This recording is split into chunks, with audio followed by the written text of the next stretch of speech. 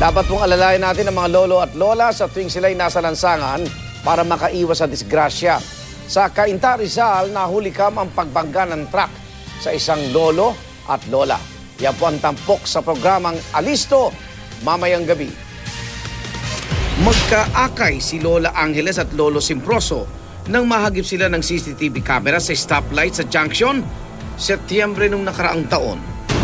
Makikitang nagpapalipat-lipat ang dalawang matanda sa mga nakatigil na jeep at sasakyan habang nangihingi ng barya sa mga pasahero.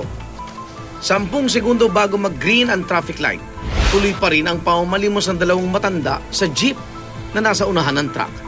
Hindi napansin ng dalawa ang timer ng stoplight. Inabutan sila ng pag-usad ng mga sasakyan.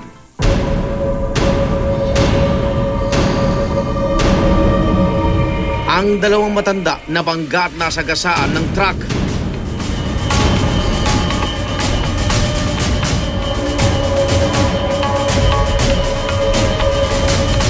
Nagsilapitan ng mga tao sa paligid upang tulungan ang dalawang matanda. Nagtamo ng ilang sugat sa katawan at mukha si Lolo Simproso, subalit hindi naramdaman ni Lola Angeles na nagulungan pala ng truck ang kanyang kaliwang binti. Nasagasaan po ako, nangangatog lang po katawan ko, wala akong naramdaman. Pagdating sa ospital, itinakbo kaagad si Lola Angeles sa operating room.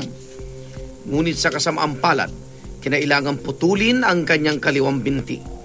Sinagot ng kumpanyang nagmamay-ari ng truck ang mga gastusin sa ospital ni Lola Angeles at bigyan siya ng 20,000 piso para sa kanyang pagpapagamot. Ayon sa eksperto, mas doble ang panganib na naghihintay sa mga senior citizen na tumatawid sa kalsada o kahit ang maglagi malapit rito. So yung kanilang mga senses ay hindi na masyadong nagpa-function. At sa mga driver, ito naman ang patuloy naming paalala. Mas maging alisto sa pagmamaneho sakaling makasabay sina lolo at lola sa kalsada.